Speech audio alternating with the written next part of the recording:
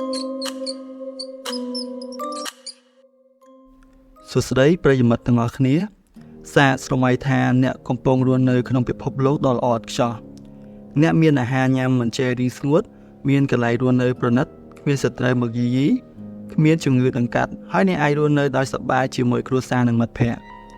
វាស្ដាប់ទៅដូចជាឋានសួគ៌មែនទេប៉ុន្តែតើអ្នកជឿទេថាភាពល្អឥតខ្ចោះនេះ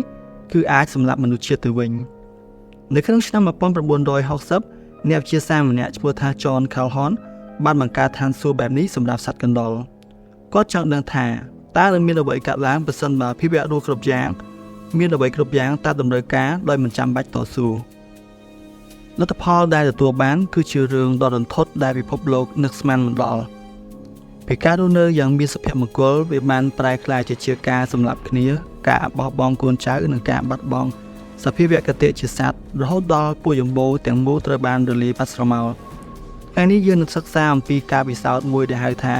Universe 25 តើឋានសួគ៌កណ្ដុរនេះឆ្លុះបញ្ចាំងពីអ្វីខ្លះចំពោះសង្គមមនុស្សថ្មី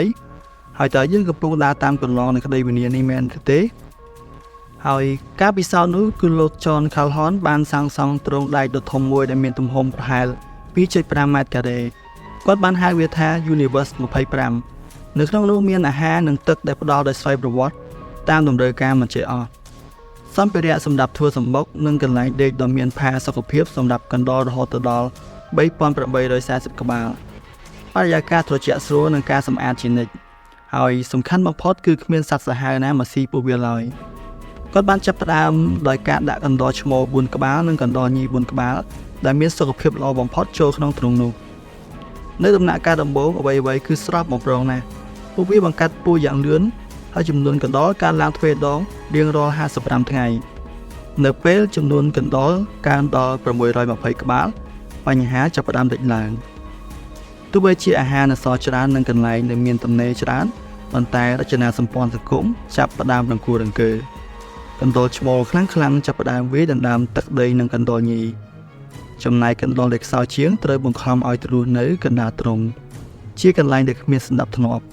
ពួកវាឈប់បង្កាត់ពូជហើយចាប់ផ្ដើមវាយគ្នាឯងដោយគ្មានមូលហេតុចំណុចដែលគួរឲ្យខ្លាចគឺភាពឈួតវង្វេងនៃសង្គម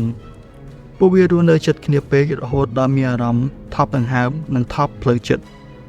កណ្ដុរខ្លះចាប់ផ្ដើមស៊ីសាច់កណ្ដុរគ្នាឯងខ្លះទៀតខ្លាចជាខ្ទើយហើយខ្លះទៀតឈប់ខ្វល់ពីពិភពលោកខាងក្រៅតែម្ដងការពិសោធន៍ឈានដល់ថ្ងៃទី560ចំនួនកណ្ដុរឡើងទៅដល់ចំណុចកំពូលគឺ2200ក្បាលហើយបន្ទាប់មកវាចាប់ផ្ដើមធ្លាក់ចូលយ៉ាងលឿនតាមមូលហេតុអ្វីមូលហេតុគឺព្រោះកណ្ដុរញីចាប់ផ្ដើមមានចរិតកាចសាហាវពួកវាឈប់មើលថែរក្សាកូនហើយជួនកាលថែមទាំងខំសម្លាប់កូនខ្លួនឯងទៀតផងកូនកណ្ដុរដែលនៅសេសសល់មានភាពតក់ស្លុតនិងមិនចេះពីរបៀបបង្កាត់ពូជឬវិធីការពារខ្លួនអ្វីឡើយបន្ទាប់មកលេចឡើងនៅក្រុមមួយទៀតដែលលោក Calhoun ហៅថា The Beautiful One ពួកវាជាកណ្ដុរឈ្មោលដែលមិនពេកគ្នាមិនបង្កាត់ពូជមិនធ្វើអ្វីទាំងអស់ក្រៅពីដេកនិងស៊ីនិងសម្អាតរោមរបស់ខ្លួនឯងពួកវាមានរោមស្អាតរលោងប៉ុន្តែពួកវាគ្មានព្រលឹងជាសត្វឡើយពួកវាបដិសេធរាល់ទំនាក់ទំនងសង្គមទាំងអស់នៅទីបំផុតកណ្ដុរទាំងអស់នៅក្នុង Universe 25បានស្លាប់បាត់បង់ជីវិតទាំងអស់បើទោះបីជាអាហារនិងទឹកនៅមានពោពេញទ្រុងក៏ដោយពួកវាស្លាប់ដោយសារការស្លាប់ខាងវិញ្ញាណមុននឹងការស្លាប់ខាងរាងកាយមកដល់លោក John Calhoun បានសន្និដ្ឋានថាប្រសិនបើមានភាវៈរស់มันមានគោលដៅនិងมันមានការប្រកួតប្រជែងឬมันមានទូនីតិក្នុងសង្គមពួកវានឹងបាត់បង់សភាវគតិរស់រានមានជីវិតតែអ្នកមើលឃើញអ្វីខ្លះនៅក្នុងសង្គមមនុស្សបច្ចុប្បន្ន